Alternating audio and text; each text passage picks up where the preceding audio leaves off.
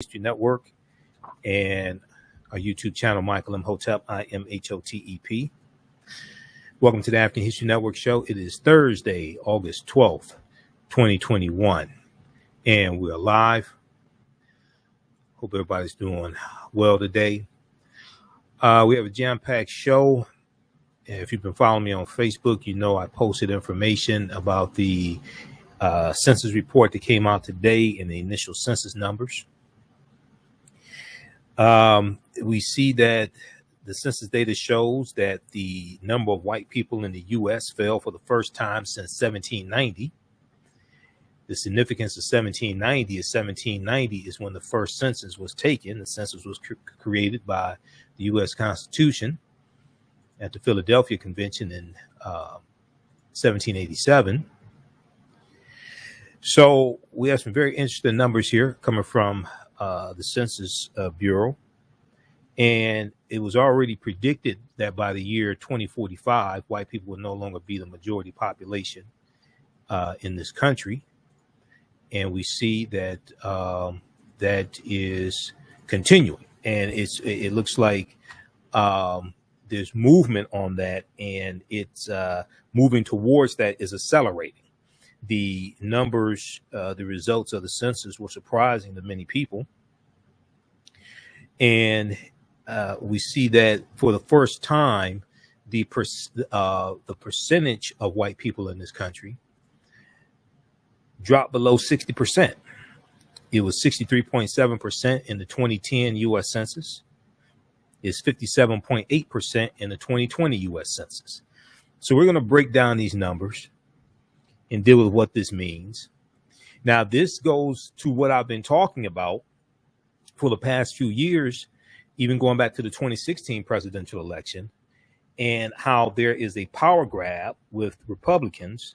There's a power grab to put right-wing conservative judges on the federal bench, but also to pass voter restriction bills, voter restriction laws.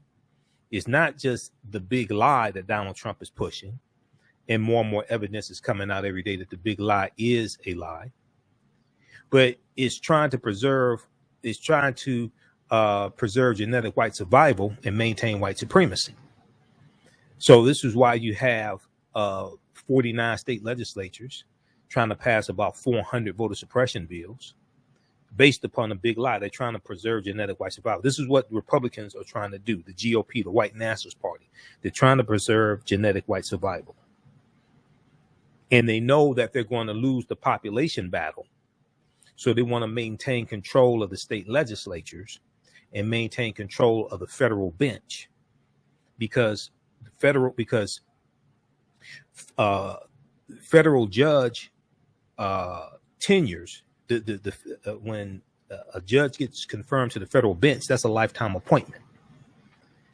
So judges that Donald Trump got confirmed in 4 years, and Trump got about 225 federal judges confirmed, they can be on the federal bench making rulings on cases for the next 35, 40 years.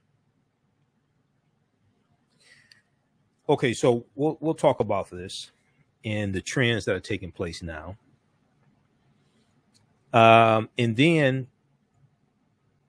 in the U.S. Senate, early Wednesday morning in the U.S. Senate, Wednesday, August 11th, after they passed the outline of the $3.5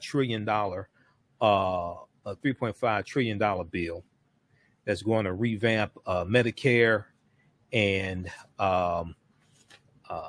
restructure the safety net. The Senate passed the $3.5 trillion budget plan, advancing sweeping safety net expansion. That was early Wednesday morning, August 11th.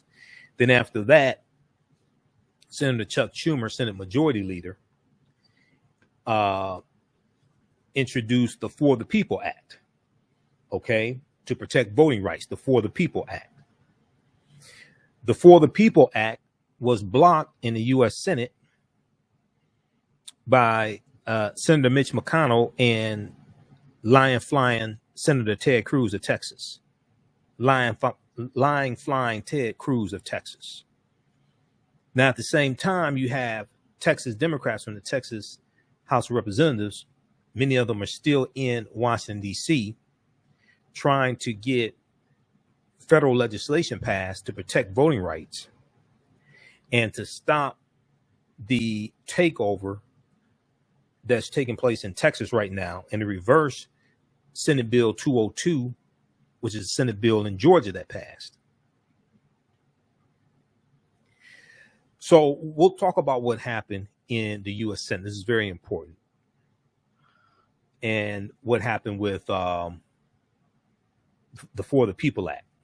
Now, also, because the For the People Act was blocked in the Senate, blocked so far, Senator Raphael Warnock and Senator Joe Manchin and other senators are crafting a new voting rights bill, a revised voting rights bill, seeking to keep hopes alive in the Senate.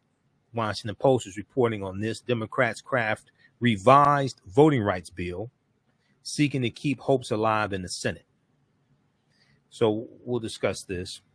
Also, we're going to try to squeeze in this clip, this segment that I have not been able to get to. This deals with in Georgia. The Secretary of State in Georgia is set to purge 185,000 voters from the voter rolls in Georgia. Joy Reid talked about this on the Readout a couple of days ago. And this also ties into Dr. Martin Luther King and what he had to say about the filibuster. Okay, so we'll talk about that on today's show. Now, on the African History Network show, we focus on educating, empowering, and inspiring people of African descent throughout the diaspora and around the world, because right now it's corrects wrong behavior. What you do for yourself, what you do to yourself, and what you allow other people to do to you and get away with is based upon what you think about yourself. What you think about yourself is based upon what you have been taught about yourself. What you've been taught about yourself is based upon everything you've read, heard, and seen about yourself. So when you control the radius of a man or woman's thoughts, you can control the circumference of his or her actions, because the mind can't do or teach what it doesn't know. Now, we deal with a number of different topics here on the African History Network show. We deal with current events in history and politics, education, economic empowerment, entrepreneurship, relationships, love, sex, health issues, and much, much more. Sign up for our email newsletter. Text the word Kemet, K-E-M-E-T, the 22828. To sign up for our email newsletter, text the word Kemet, K-E-M-E-T, the 22828. To sign up for our email newsletter. Also visit our website, AfricanHistoryNetwork.com, AfricanHistoryNetwork.com, to sign up for our email newsletter as well. Now, you can still register for the new 10-week online course that I teach on Saturdays, from the Civil War to the Civil Rights Movement and Black Power, 1865 to 1968. From the Civil War to the Civil Rights Movement and Black Power, 1865 to 1968. Each class we go through and analyze about a 10-year period of history, starting in the Civil War era and going through Reconstruction, 1865 to 1877, to understand what happened to us in history, laws and policies that were put in place to put us in the predicament that we're in right now, so we understand where do we need to go from here. I teach this class on Saturdays, 3 p.m. to 5 p.m. Eastern Standard Time. Visit our website, AfricanHistoryNetwork.com, AfricanHistoryNetwork.com. Also, we'll post a link here, and just click on register here, and it takes you to the next page. Click on enroll. As soon as you register, you can start watching the course content. Classes are on sale, $80. And we do the classes live. All the sessions are recorded, and you can go back and watch it over and over again as well. All right. So just click on register here. It takes you to the next page. Okay, I want to jump into this first topic here, dealing with the census. And we knew that these trends were taking place. And one of the things that is causing a decline in the population of white people in this country is the opioid crisis. Okay. And we know that back in June of 2018, the U.S. Census put out a memo that talked about how white people had a negative birth rate in 26 states out of 50. Okay, this was back in June of 2018. New York Times had a big article on this, how white people had a negative birth rate in 26 states out of 50. Okay, so I want to look at this piece here. Washington Post has a really good article dealing with the census data. Census data shows number of white people in U.S. fell for the first time since 1790. Okay, fell for the first time since 1790. And I want to bring this up here.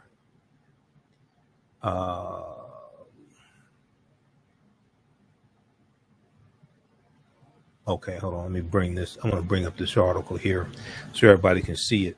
Okay, so these are trends that we knew were coming, and some of us are not surprised by them. The first race and ethnicity breakdown for the first race and ethnicity breakdowns from the 2020 census report were released on Thursday. They show a more diverse population than ever in the nation's history. They show a more diverse population than ever in the nation's history. Now, the report marks the first time that the absolute number of people who identify as white alone, meaning non-white Hispanic or not mixed with anything, but for people who identify as white alone has shrunk since a census started being taken in 1790. The first census was in 1790. Now, the number of people identifying as non-white Hispanic and no other race dropped by 5.1 million people to 191.7 million people. Okay, a decrease of 2.6%. So the number of white people in this country dropped by 5.1 million. Okay, and this is the first time that the actual raw number of white people in this country has dropped. Now, the country also passed 2 more milestones on its way to becoming a majority minority society in the coming decades. For the first time, the portion of white people dipped below 60%. As I said, it was 63.7% in the 2010 U.S. Census. It's 57.8% white people make up of the U.S. population in the 2020 census.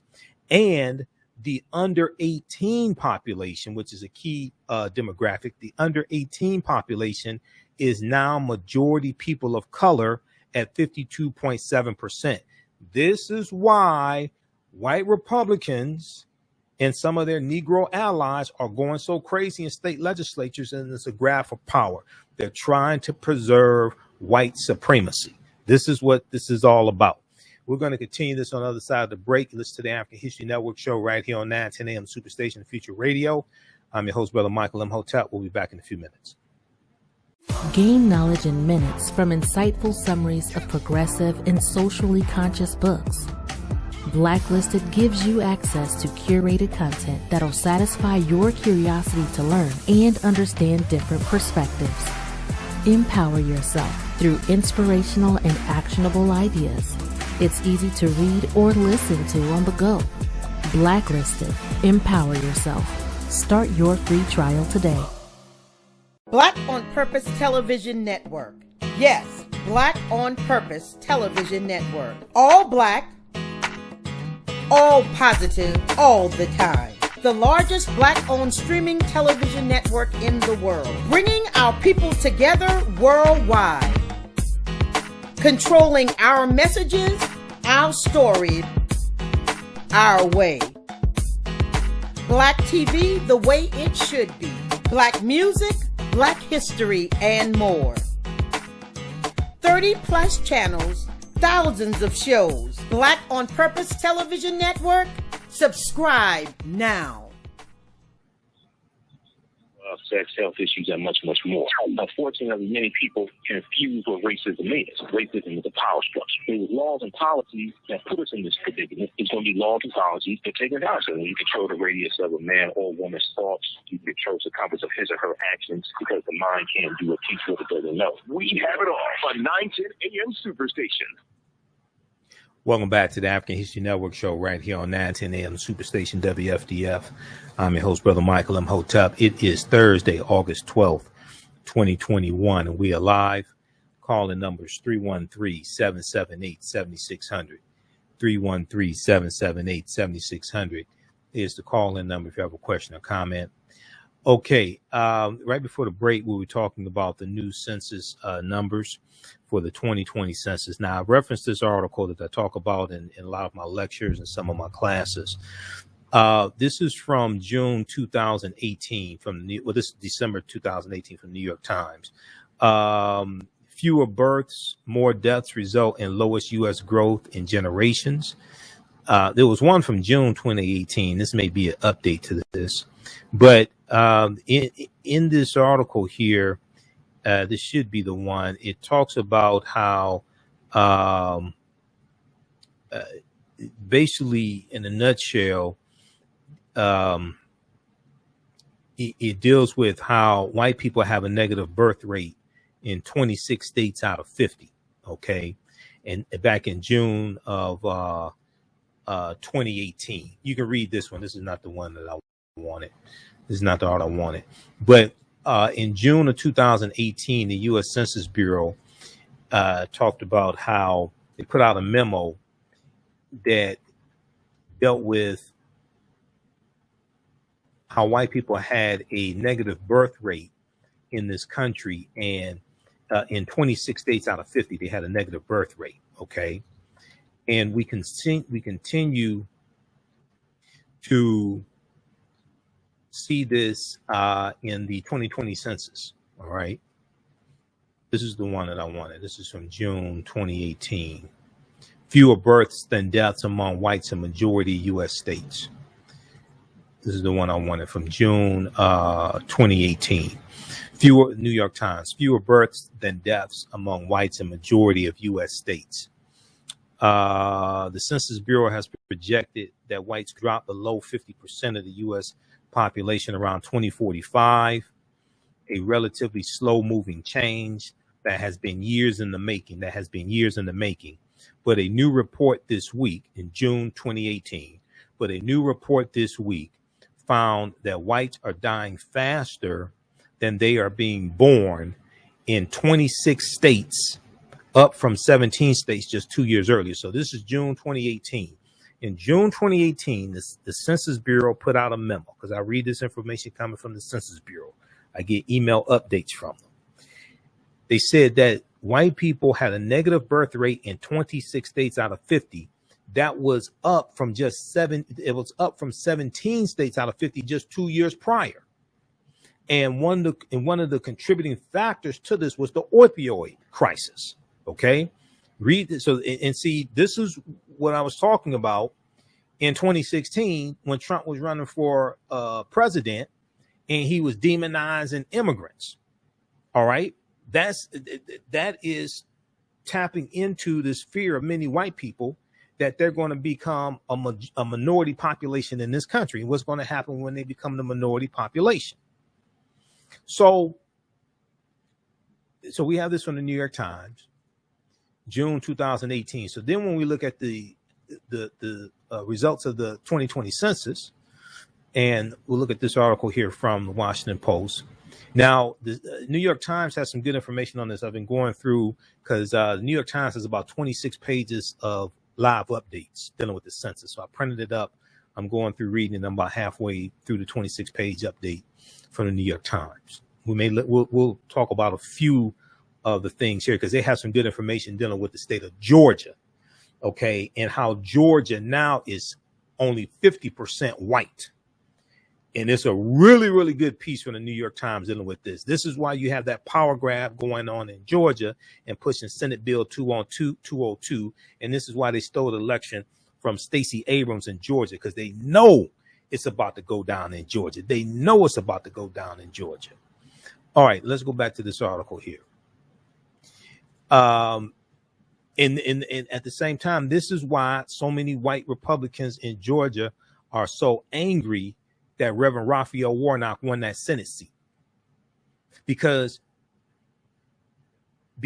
of the statewide Senate runoff election, because of the statewide runoff election law that they have in Georgia. It was put in place purposely to lock African Americans out of statewide political power in 1963.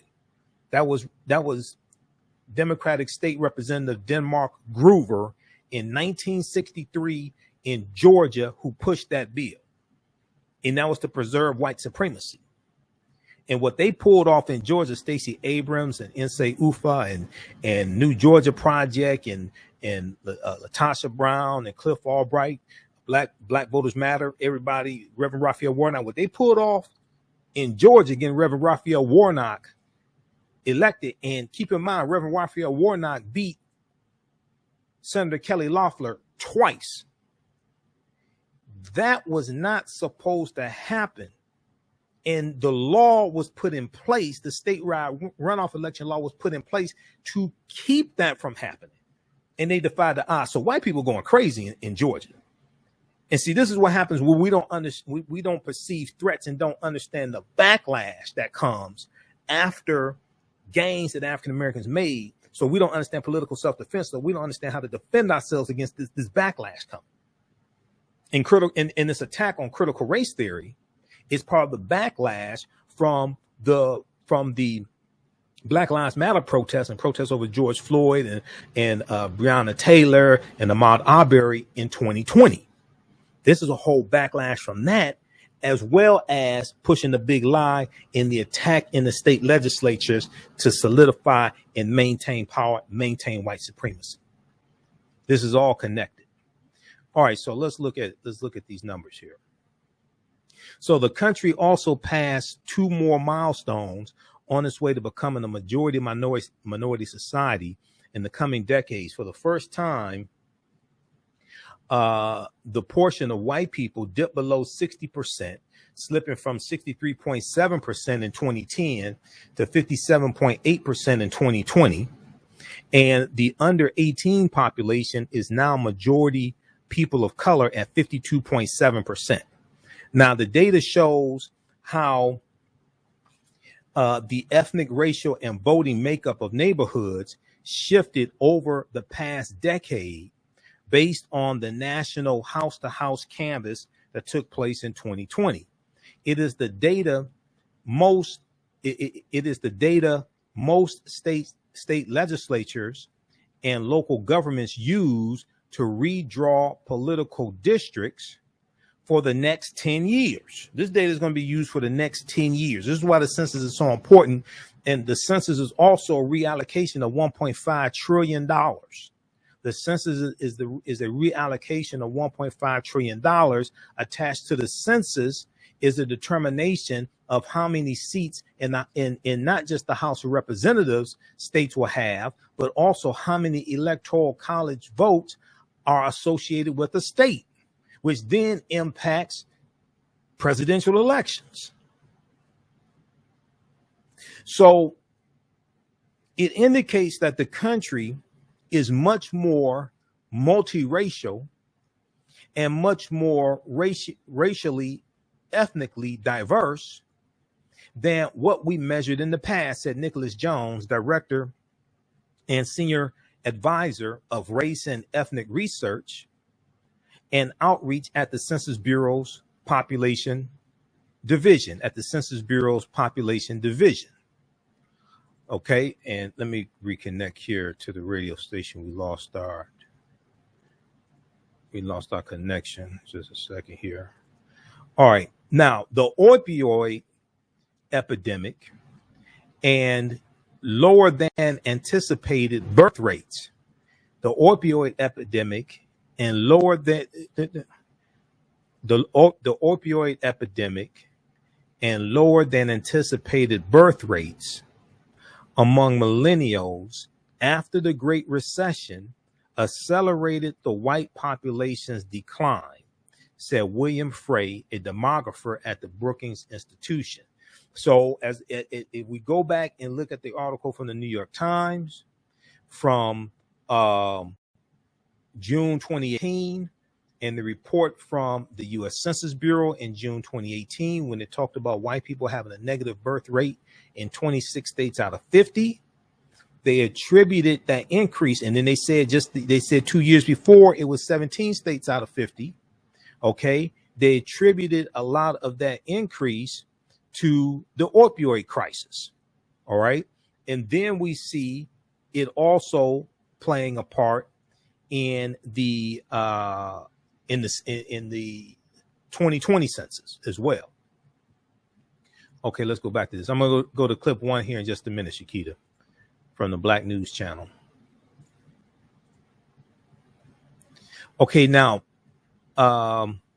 William Frey, a demographer at the Brookings Institution, said 20 years ago, if you told people this was going to be the case, they would not have believed you. He said, talking about the white decline in population. He said, the country is changing dramatically. The country is changing dramatically. All right. So if you look at this chart here, in 1990, white people made up 75.6% of the U.S. population in 1990. Today, they make up, in 2020, based upon the census, 2020 census, they make up 57.8% of the population. They made up 75.6% of the population 30 years ago. Today, 57.8% of the population. All right, and then we see the African American populations at 12.1%. Raw numbers, our numbers increased by 6%, but African Americans are at 12.1% of the population, and the Hispanic communities at 18.7% of the population. Asian Americans 6.1% of the population. The biggest growth was among Hispanics, Asian Americans, then African Americans. All right. So let's see, which one is this one here? Okay, let's continue.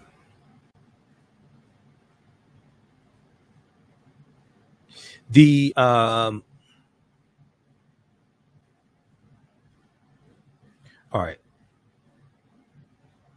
Let me go to the next part here.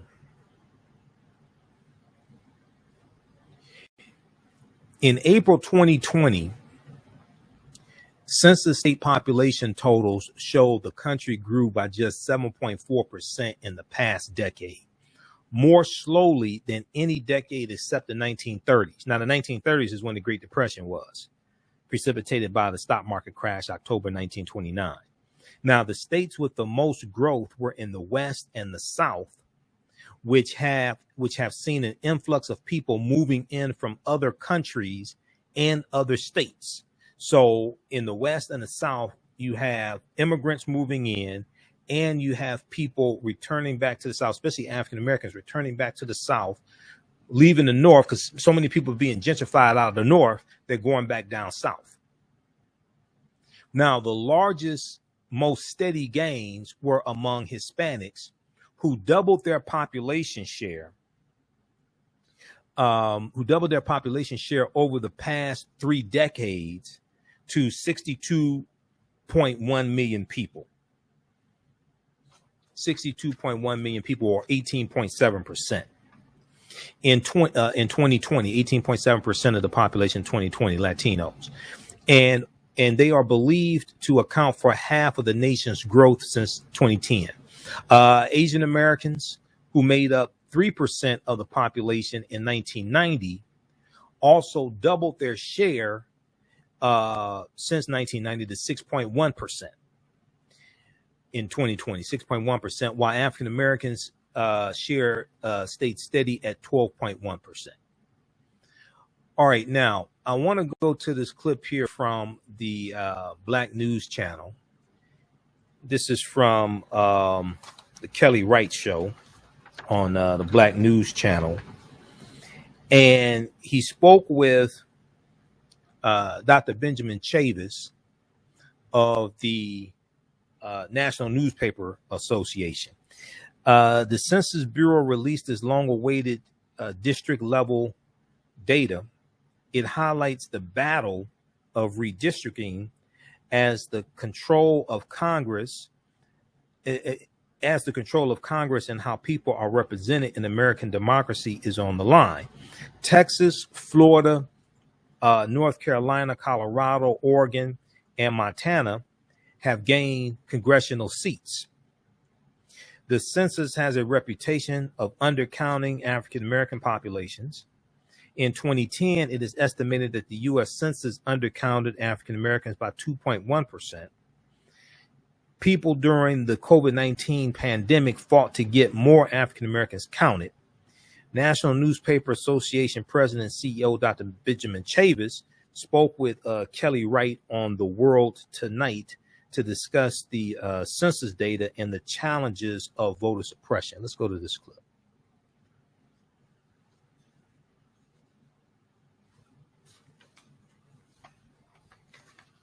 Okay, take it off mute, please.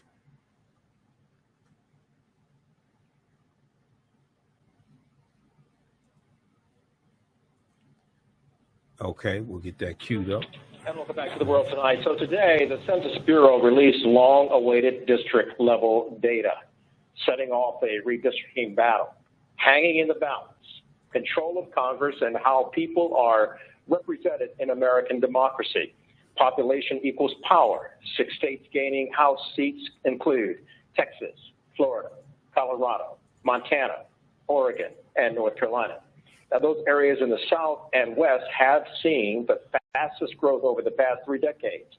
These numbers could help determine control of the U.S. House in the 2022 elections and provide an electoral edge for the next 10 years.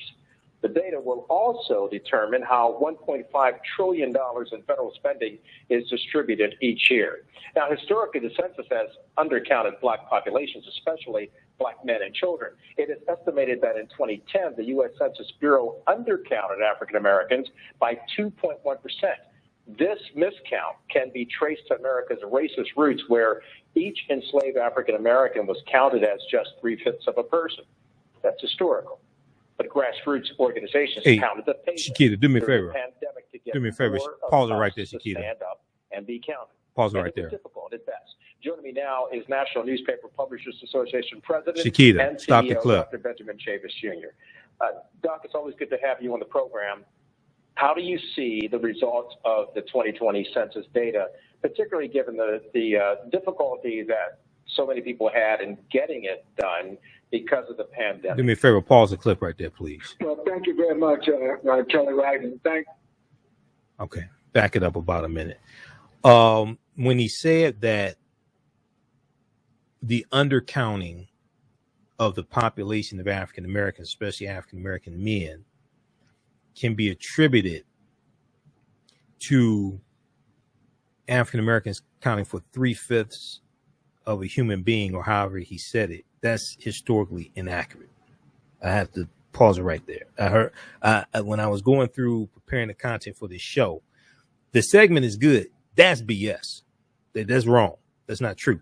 First of all, he's referring to Article 1, Section 2, Clause 3 of the U.S. Constitution, called the 3/5 Compromise of 1787.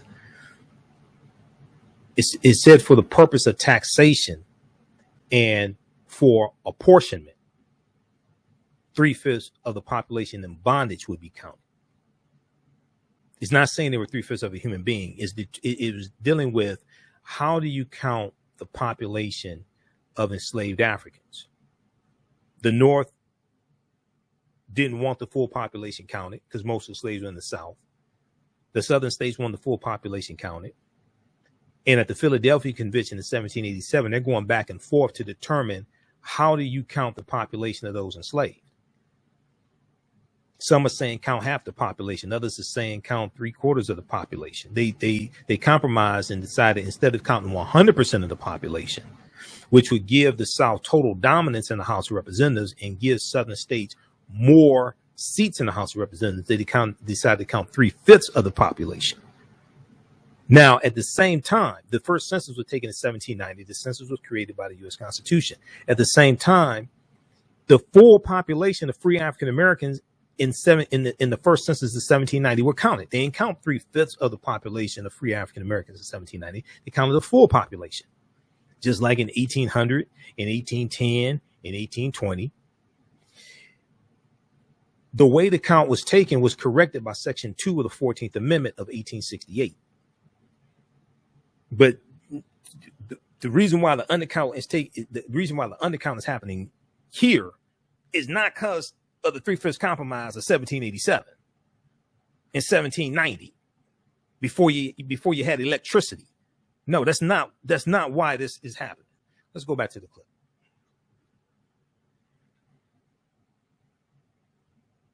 Of the 2020 census data, particularly given the difficulty that so many people had in getting it done because of the pandemic.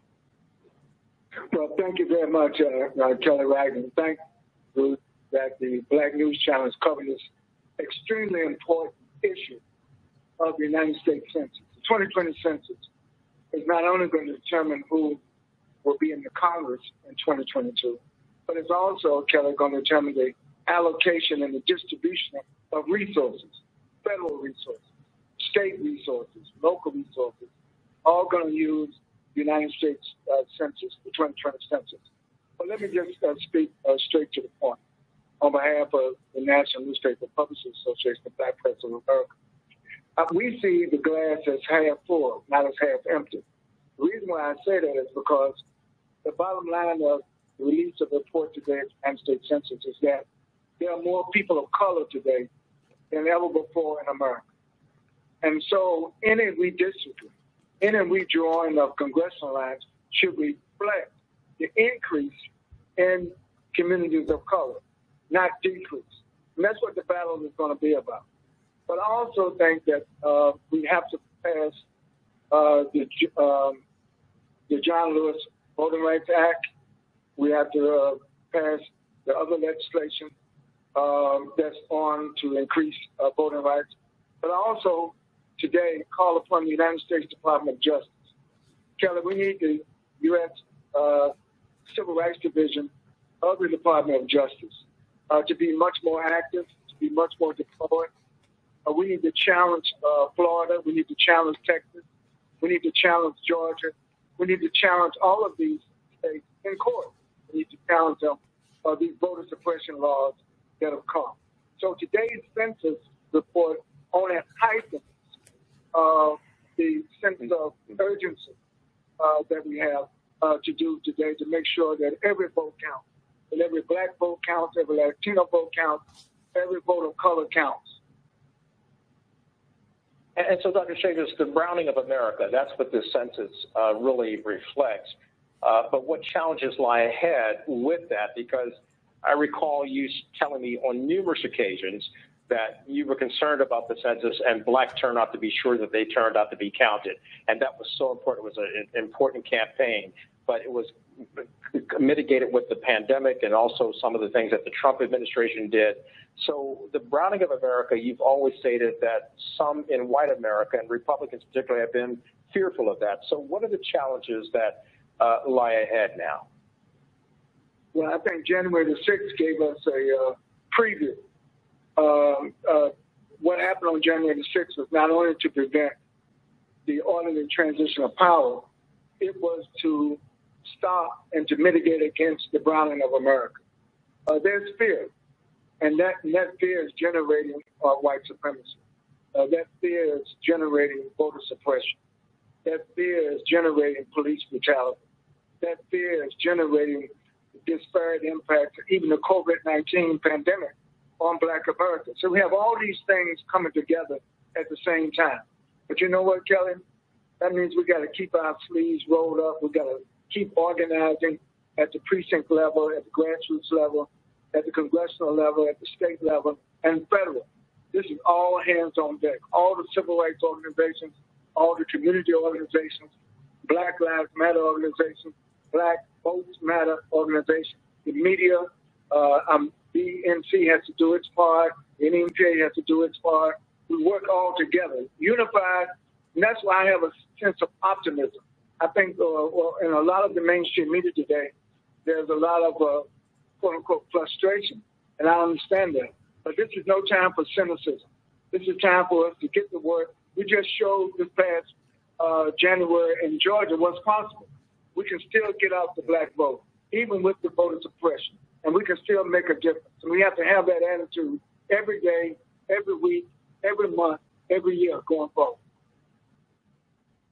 I want to thank you for joining us. I know how busy you are, and thanks for taking the time out to talk about this very important matter, census data from 2020.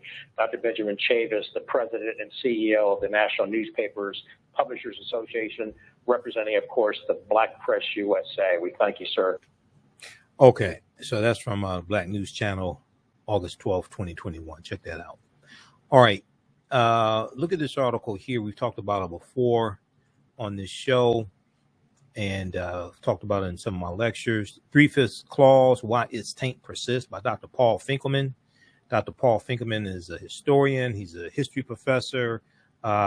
He's written about 50 books. I've interviewed him before on the African History Network show. This goes through and breaks down the whole history and background information of the 3/5 Compromise of 1787, Article 1, Section 2, Clause 3 of the U.S. Constitution, and why it was not saying that black people were 3/5 of a human being. Okay, this is a total misunderstanding of history. He goes through and breaks it down. I don't have time to get into it. Read this. This is at theroot.com. The 3/5 Clause, Why Its Taint Persists. 3/5 Clause, Why It Taint Persists. Okay, quickly here, let's go back to the article from Washington Post. And let's go back over to this here. Where is that? Okay. This is census data shows the number of white people in the U.S. fell for the first time since 1790. Okay, now we go to this article quickly. Then I want to go to this information dealing with Georgia, because Georgia is a critical state.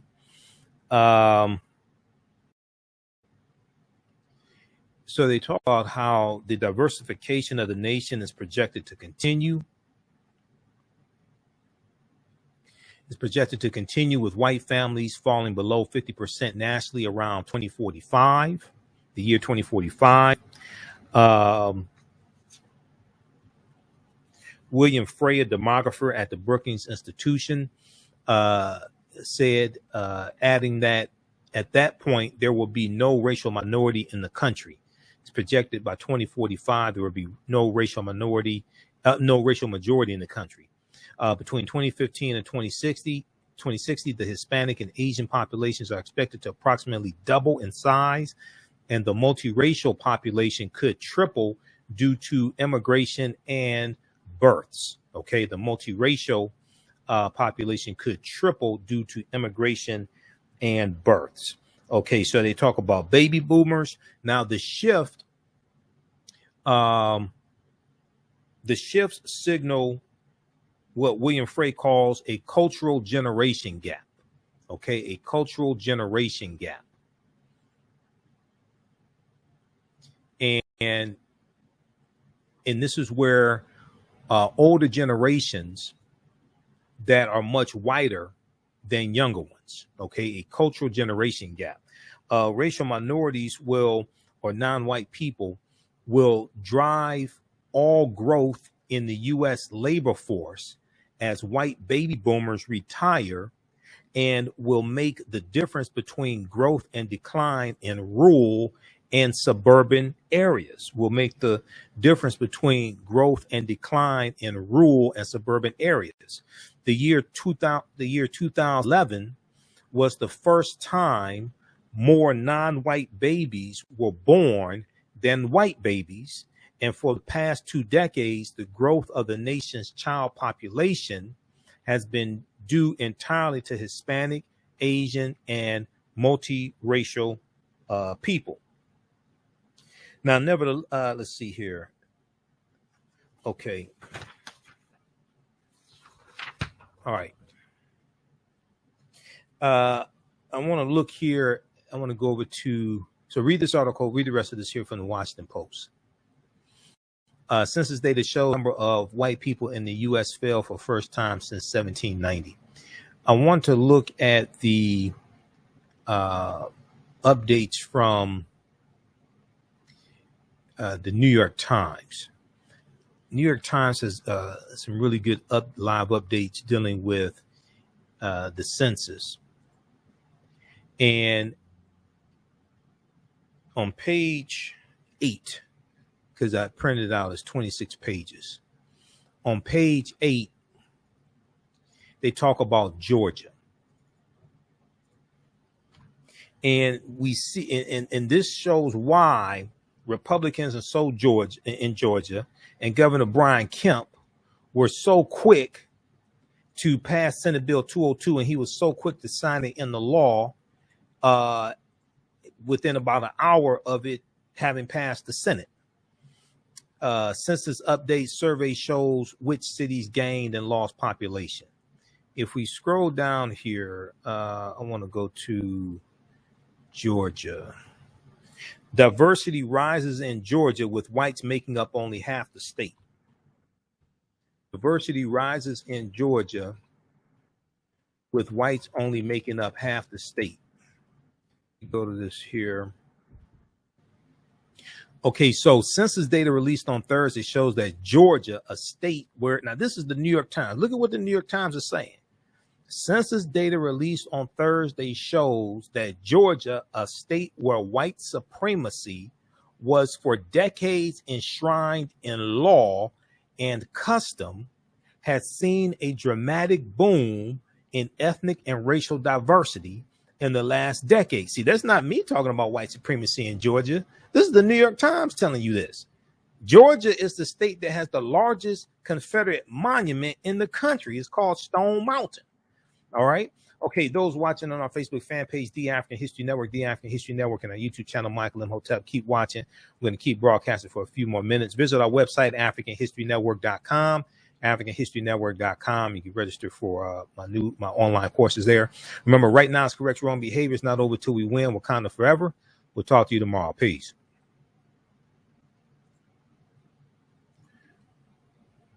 All right, stand by. Stand by. Let me disconnect this call. Stand by. All right. We'll be here for a few more minutes. Visit our website, AfricanHistoryNetwork.com. You can register for my new 10-week online course from the Civil War to the Civil Rights Movement and Black Power, 1865 to 1968. And then also the previous 10-week online course that I teach, Ancient Kemet, the Moors, and the Ma'afa, Understanding the Transatlantic Slave Trade, what they didn't teach you in school. The new one, we do this on Saturdays, 3 p.m. to 5 p.m. Eastern Standard Time.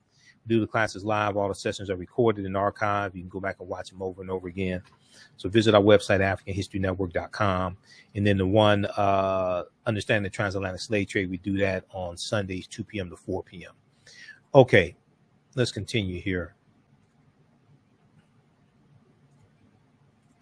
Okay, so if we look at this dealing with Georgia, now this is diversity rises in Georgia with whites making up only half the state. All right. This is the New York Times telling you that white supremacy in Georgia was enshrined for decades in law. That's not me saying that. This is the New York Times telling you this. Census data released on Thursday shows that Georgia, a state where white supremacy was for decades enshrined in law and custom, has seen a dramatic boom in ethnic and racial diversity in the last decade, a trend that is already having a profound effect on the politics of both the state and the nation.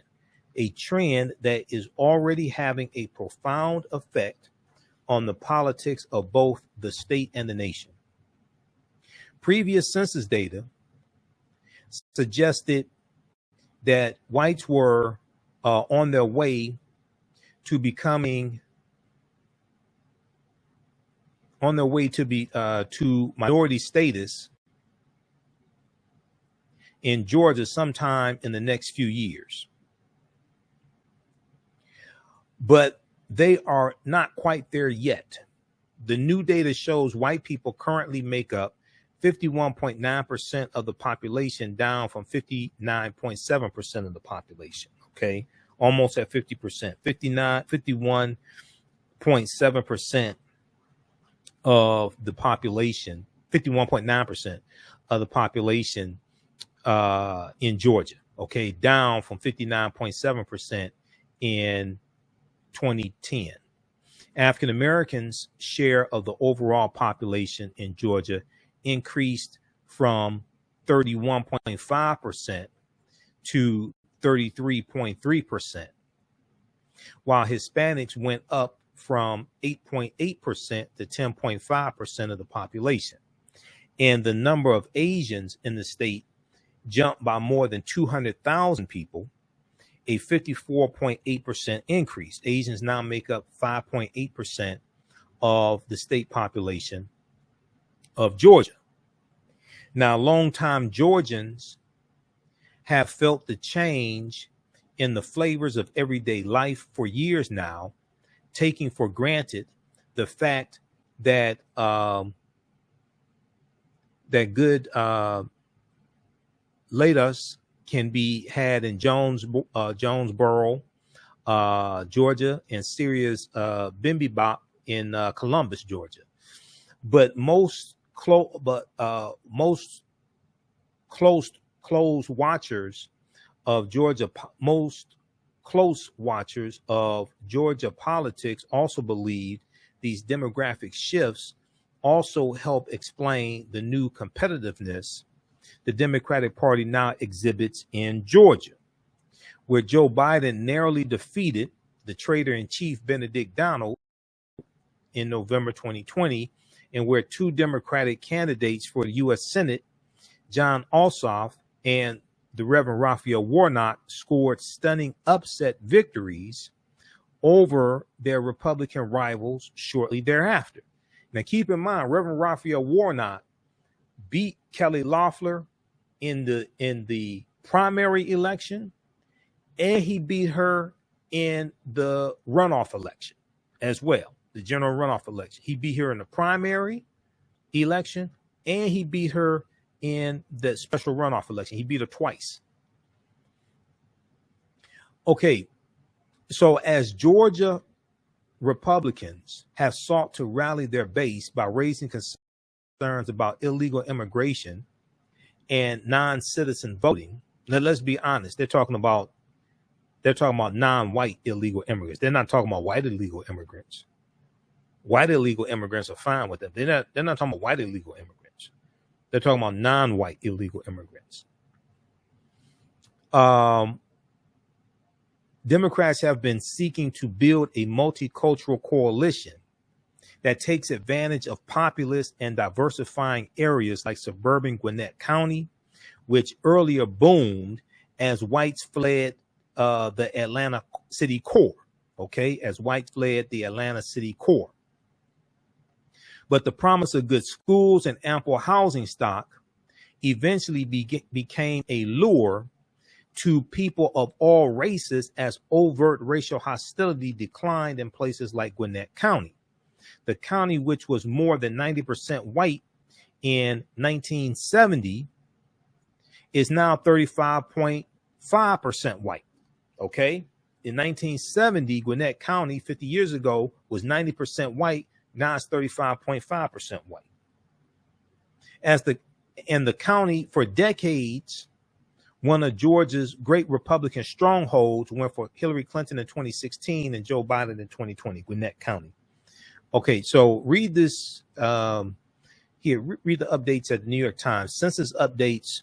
Survey shows which cities gained and lost population. So they have a lot of information here. All right. That's on page 8 and 9, dealing with Georgia. Okay. We'll probably talk about this some more tomorrow. I'll be on Roland Martin Unfiltered on Friday. Okay. I'm a panelist on each Friday on Roland Martin Unfiltered. So I know they talked about the census today on the show. We may talk about it tomorrow. All right. Let me want to get to this other story here. This deals with the For the People Act. They tried to push the For the People Act on the Senate floor early Wednesday morning, Wednesday, August 11th. It was blocked by Senate line-flying Senator Ted Cruz and Moscow Mitch McConnell. Okay. Dems attempt to advance voting rights bill, but blocked by Republicans. Senator Ted Cruz spoke against Majority Leader Chuck Schumer's effort to consider the For the People Act. So I want to squeeze this story in here. Also, CNN has a piece about this as well.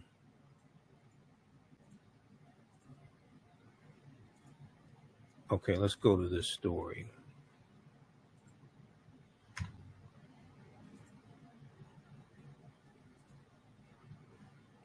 All right, now Senate Democrats attempted to advance a voting and elections overhaul bill early Wednesday morning, August 11th, only to be blocked by Republicans. Now, Senator Chuck Schumer, Senate Majority Leader, said we have reached a point in this chamber where Republicans appear to oppose any measure, no matter how common sense, to protect voting rights and strengthen our democracy. Senate Majority Leader Chuck Schumer said on the Senate floor regarding the For the People Act. Okay, regarding the For the People Act.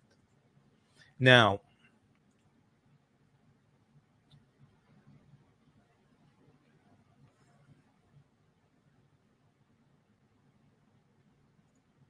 regarding the For the People Act. Now, the bill was put forth in an effort to put Republicans on record as opposing the sweeping legislation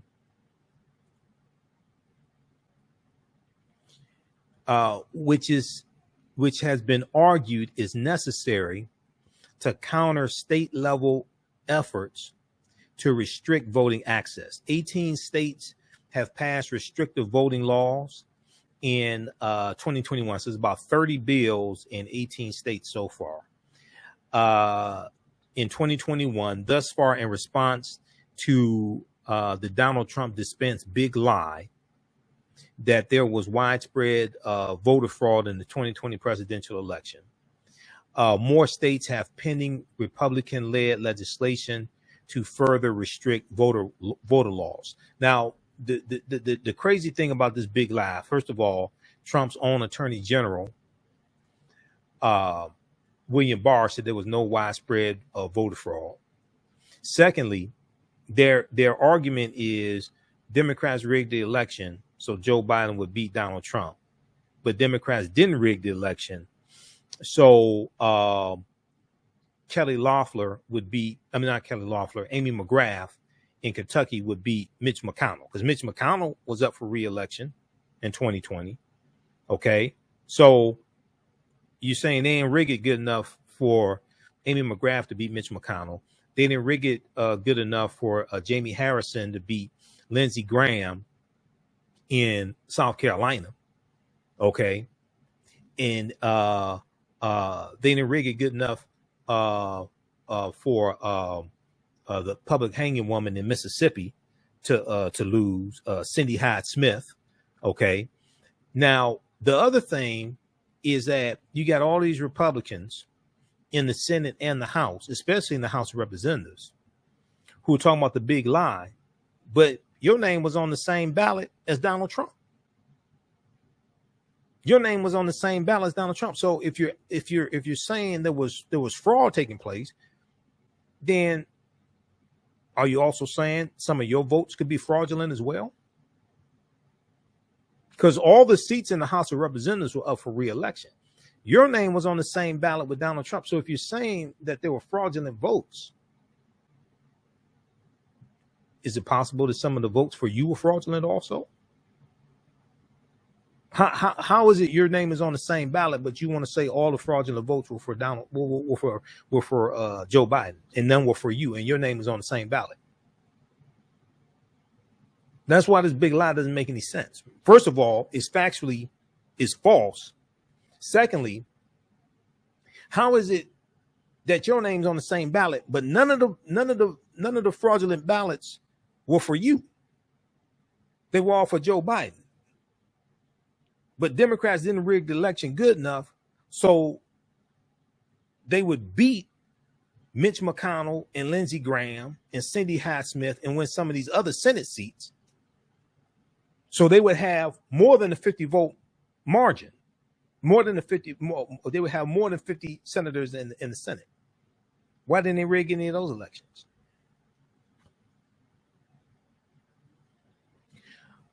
All right.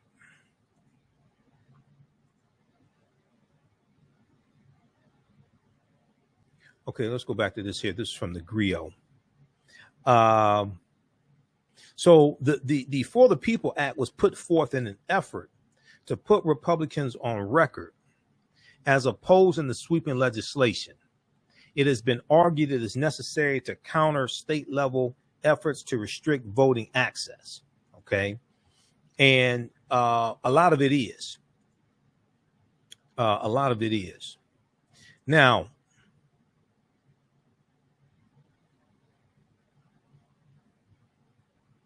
Texas Senator line flying Ted Cruz blocked and spoke in opposition of the effort to consider the For the People Act. Ted Cruz said this bill would constitute a federal government takeover of elections. He's lying. Okay, it would protect elections. The Republicans are trying to take over elections, and in some of these states, what they're trying to do is they're trying to take over the state election boards are trying to take over the elections from counties and be able to overturn elections at the state level. Okay, overturn county results at the state level. So Ted Cruz is lying once again.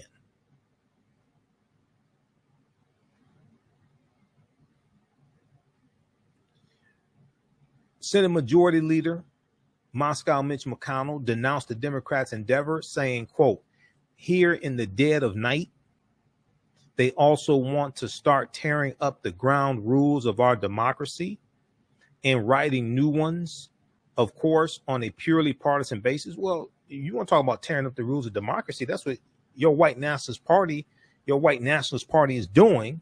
And you had people like Senator Ted Cruz instigating the insurrectionists on January 6th.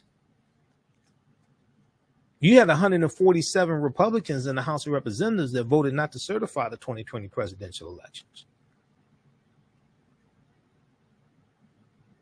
If you want to talk about tearing up the ground rules of our democracy. Now, from the floor following the vote, Senator Chuck Schumer said this chamber is going to take one more step in the fight to protect voting rights in the country. This chamber is going to take one more step in the fight to protect voting rights in the country.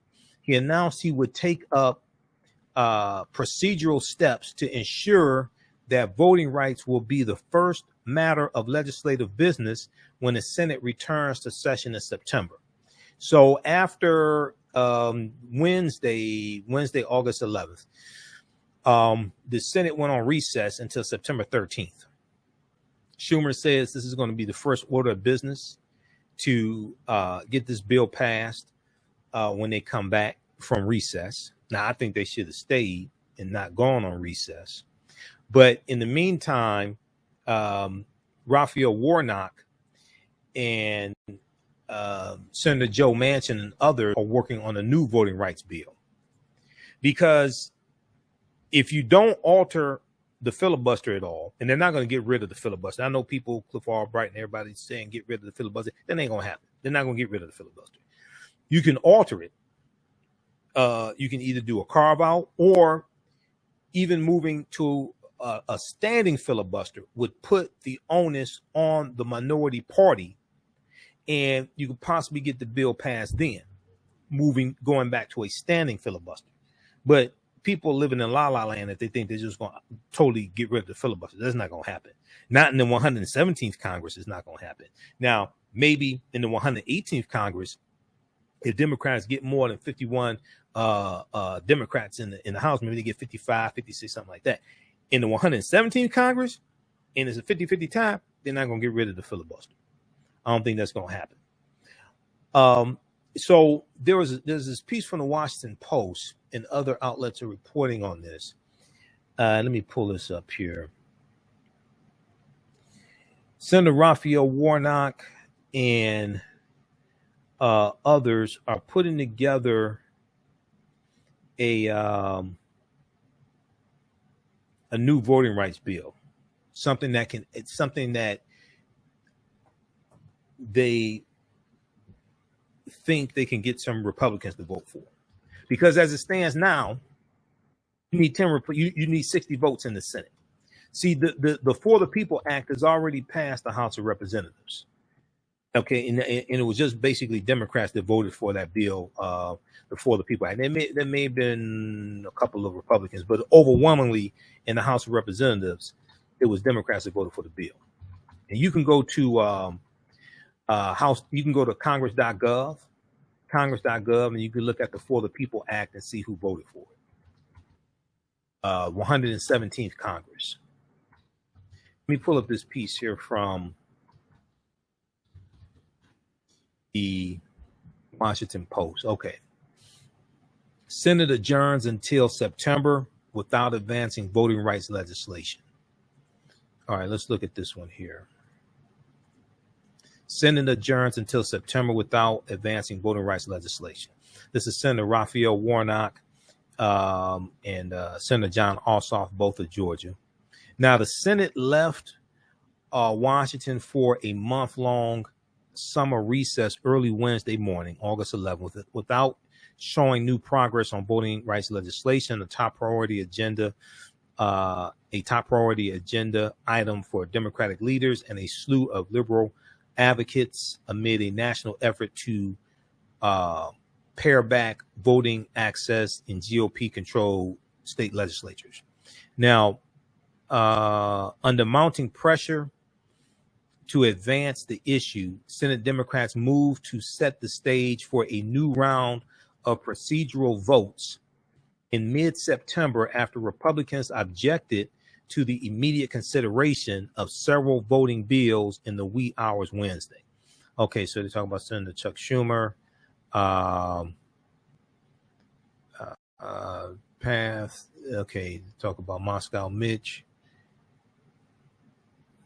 Okay, I want to go to the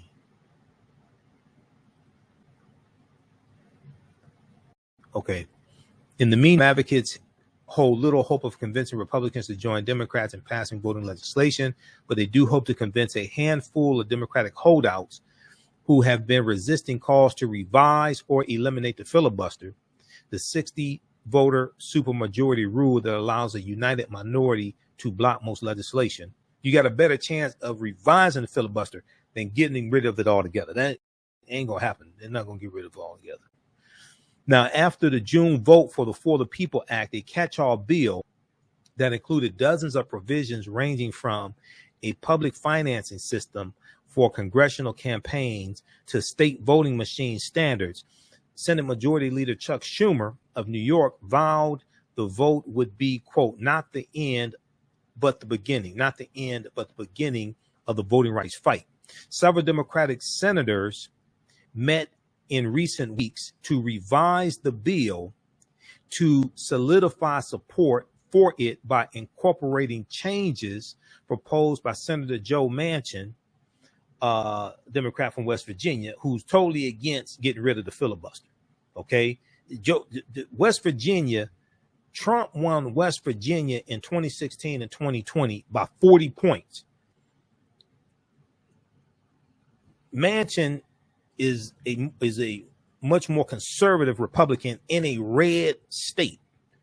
That's a state that Trump won in 2016 and 2020 by 40 points.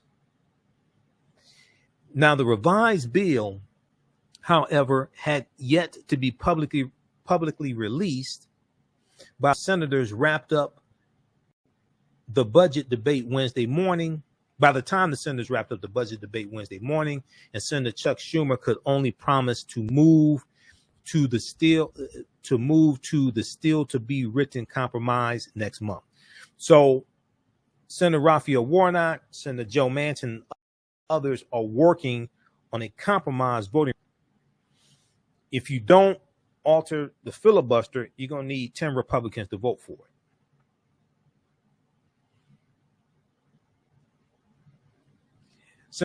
Senator Chuck Schumer also sought on Wednesday to bring 2 additional voting-related bills to the Senate floor, a measure that would require greater transparency for dark money groups that engage in political advocacy but do not have to reveal their donors, and a bill that would outlaw partisan redistricting by mandating that states engage a nonpartisan commission to draw congressional lines. Conducting votes on those bills would have required unanimous consent from all 100 senators. And Lion Flying Ted Cruz of Texas, who is one of the instigators of the insurrectionists and one of the ones pushing the big lie, Lion Flying Ted Cruz objected to both of these measures.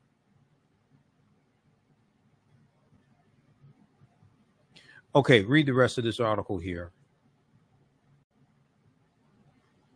Senate adjourns until September without advancing voting rights legislation. That's from August 11th, Washington Post. There's also an article from, which one was this?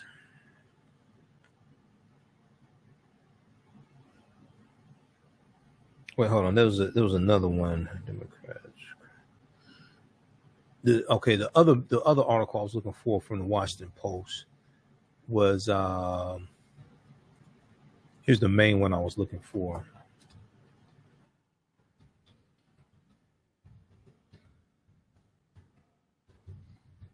Democrats craft revised voting rights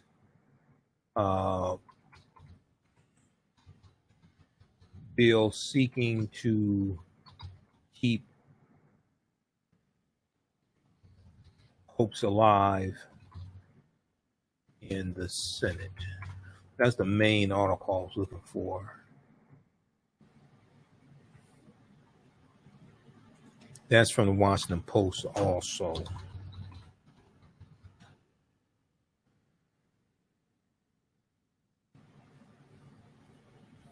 Okay, now that's an older article. That is from, well, that's from a couple of weeks ago. That's from July 28th.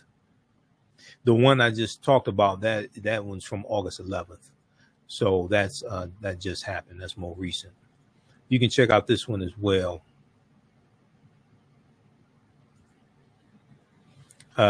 Democrats craft revised voting rights bill seeking to keep hopes alive in the Senate. This is from July 28th. And I think this one here talks about Senator Raphael Warnock and Mann as well, working on the bill.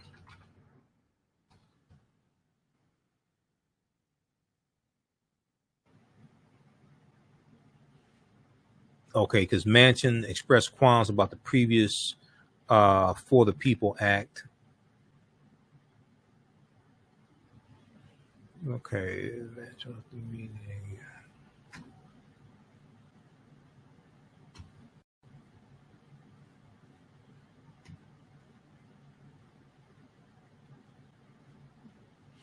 Well, Manchin and Raphael Warnock and others are working on a new bill now.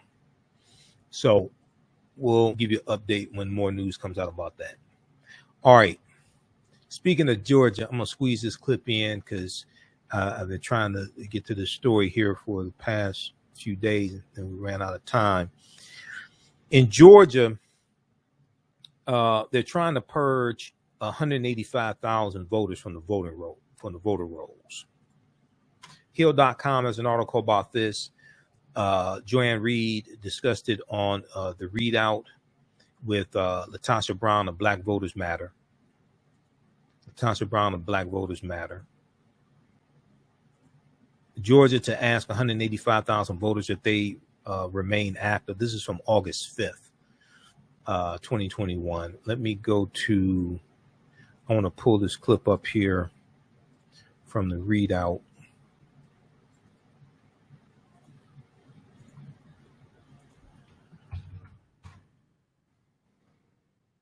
Okay, let's cue this up.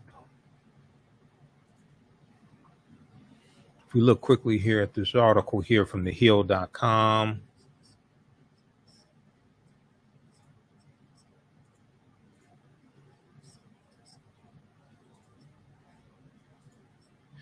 What the hell is it? Okay, this is Georgia Secretary of State Brad Raffensperger, Republican.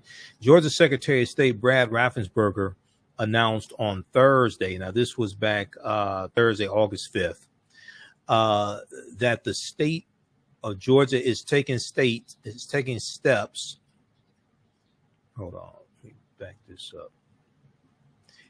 Georgia's taking steps to update its voter rolls, contacting more than 185,000 voters who have not interacted with the election system for at least 5 years to see if they are still active. Have not interacted with the election system for at least 5 years to see if they are still active. So they're going to purge these people from the voter rolls. Now, Secretary of State Brad Raffensperger said he ordered Georgia election officials to mail no contact notices to 185,666 people who have not had any contact with the election system in the previous 5 calendar years. Brad Raffensperger said no contact means the voters have not voted. They have not requested an absentee ballot. They have not signed a petition or updated their registration by changing their address or renewing their driver's license. Additionally, none of those people voted in the 2020 general election or runoff races. If those individuals do not respond within 30 days, their registration will be marked inactive. That status, however, will not prevent voters from casting a ballot as they normally would, according to Secretary of State Brad Raffensperger's office, because they will not realize that their registration has been marked inactive. They will not realize their registration has been marked inactive. Now, voters that remain on the inactive list for 2 additional election cycles will be mailed another notice asking for confirmation on their registration. If they do not respond to that notice, their registrations will be canceled, according to the Secretary of State's office. Now, Brad Raffensperger's office said the move is to safeguard election integrity. Safeguard election integrity. How is it safeguarding election integrity? Explain this to me. Quote, accurate voter lists are fundamental to election integrity. They ensure ineligible people cannot vote, allow counties to effectively allocate resources so there are no long lines, and help make sure voters get accurate information about casting their ballot. The office noted that the effort is in line with the federal legislation signed by then President Bill Clinton in 1993 that requires states to conduct regular maintenance of voter rolls. Yeah, but in Georgia, y'all have a history of voter suppression. This sounds like some more voter suppression tactics. I mean, you change your absentee ballot law because African Americans and Latinos and Asian Americans organized in 2020 and used it to defeat Donald Trump and get Reverend Raphael Warnock and John Ossoff elected, because that's the same law that Republicans passed in the state legislature in 2005. Republicans have been using that law for 15 years to get Republicans elected. When we learn the law and then we use it and then we win, all of a sudden now you want to change the law.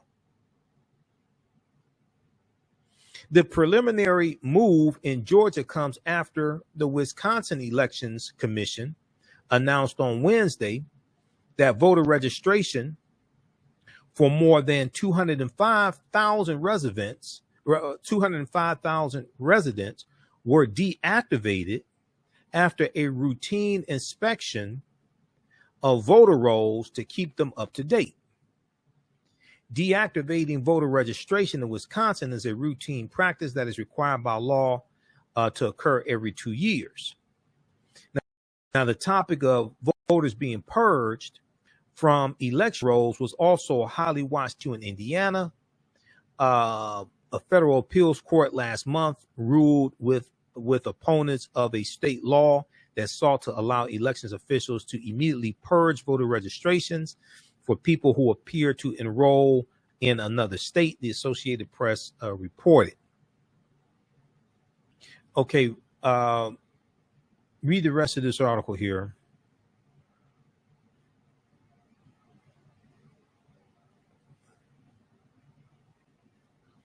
In Ohio was set to purge 235,000 voter registrations from its rolls in 2019 before realizing that roughly 20%, or about 40,000 people, were wrongly included on the list, according to the New York Times.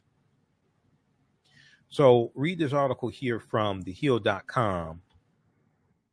Georgia to ask 185,000 voters if they remain active. Okay, now I want to go to this clip here. This is from the Readout with Joy Ann Reid, MSNBC, because they talked about the story, and she spoke with Latasha Brown of Black Voters Matter. Okay, let's go to this clip here.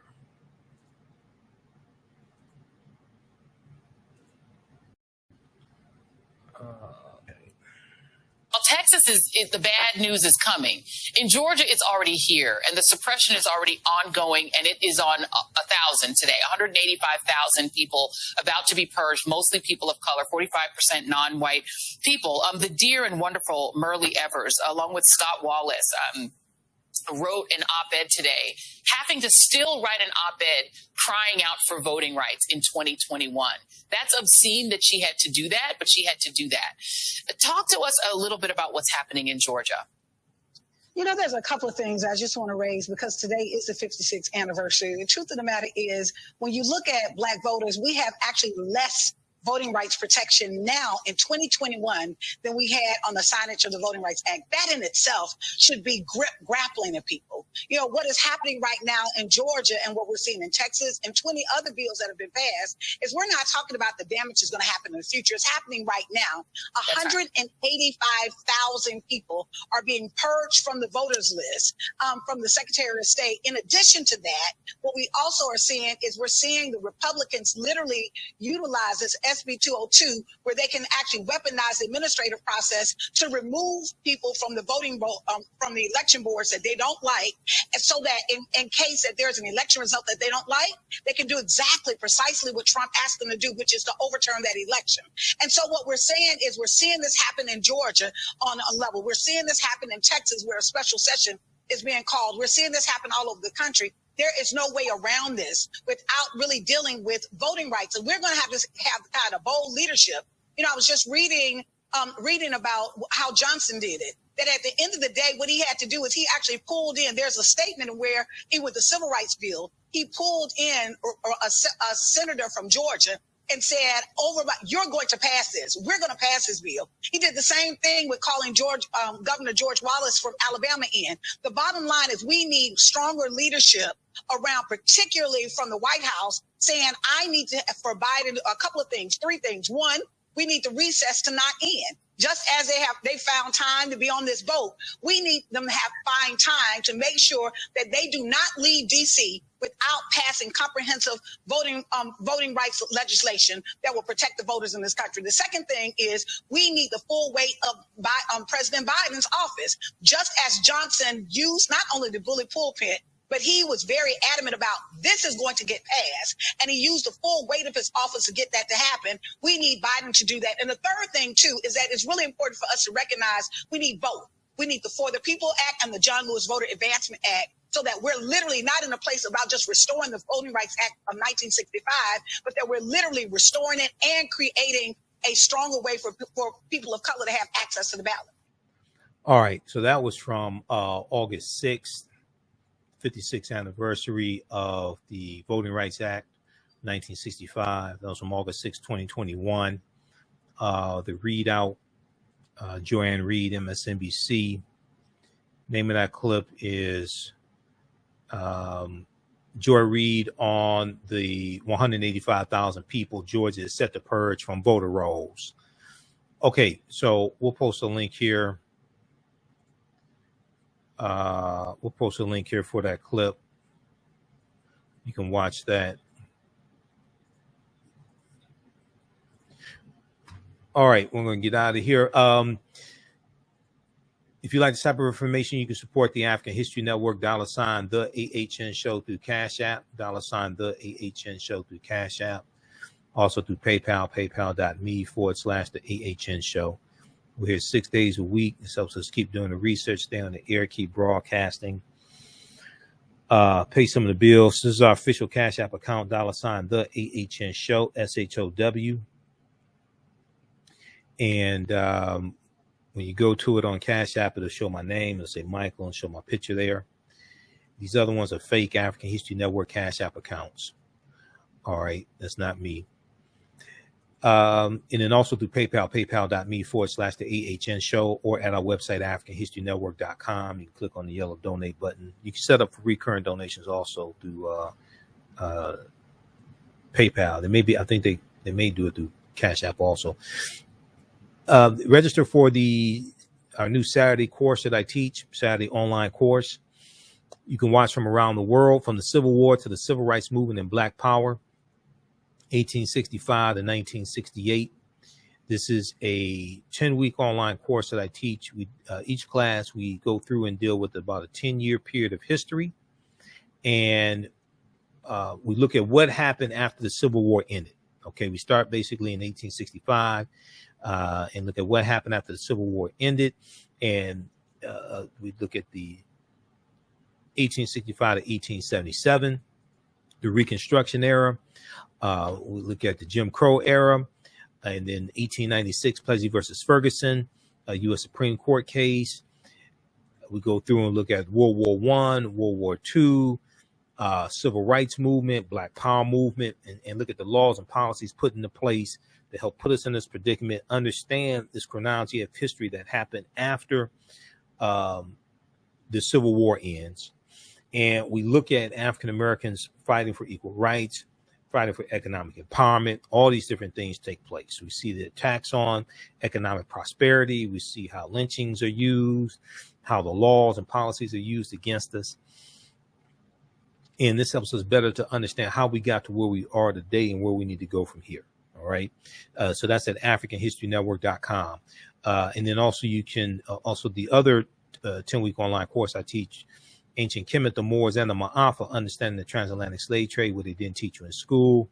We do that one on Sundays, 2 p.m. to 4 p.m. Eastern Standard Time. Click right here on Register Here. It takes you to the next page. Click on Enroll.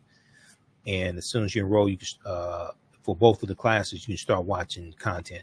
You can watch last week's class. All right, we do the classes live. All the sessions are recorded. You can go back and watch them over and over again.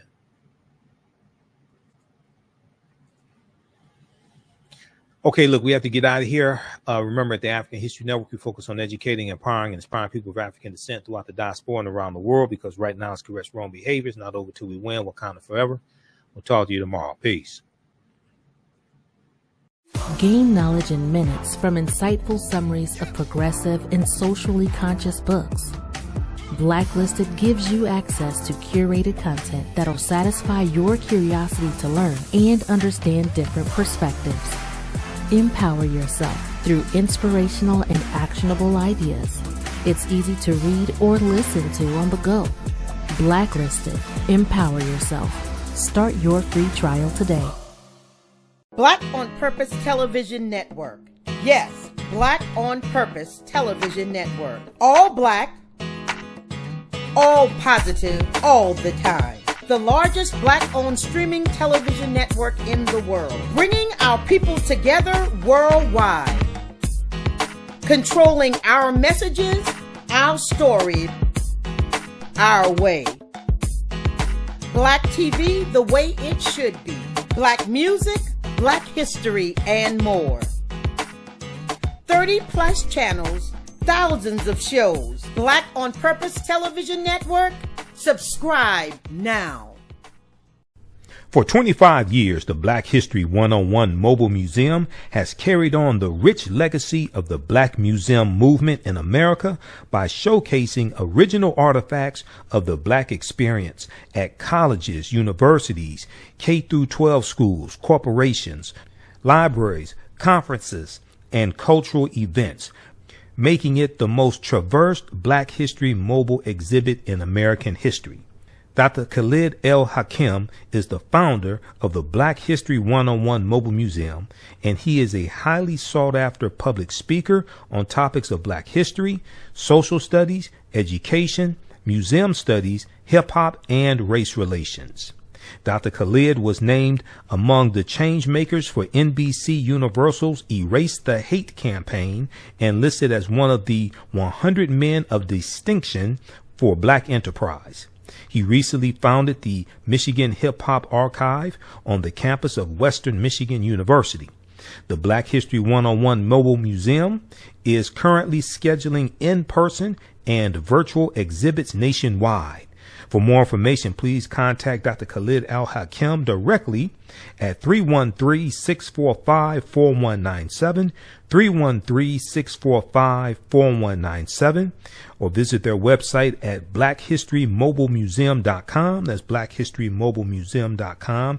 You can also email him at bhistory101@yahoo.com, bhistory101@yahoo.com. We all know the cannabis industry is headed toward an uprise in the past decade. What happens when there is a brand that brings this uprise in a blow? The cannabis industry welcomes her uprise. Hustle her hemp. Delivering excellence with pride is her watchword, and how you choose to embrace it makes it a priority. From cultivating rich cannabis into exquisite and tastefully finished CBD products to delivery, Hustle Her Hemp leaves no stone unturned. Hustle Her Hemp's mission is to empower women of color by building business and creating legacies, uniting beauty, health, and business. We are a pure definition of how we want the CBD industry to become in the future. While we are redefining innovation, we bring the same energy to improving the quality of life. Hustle Her Hemp is the new uprise.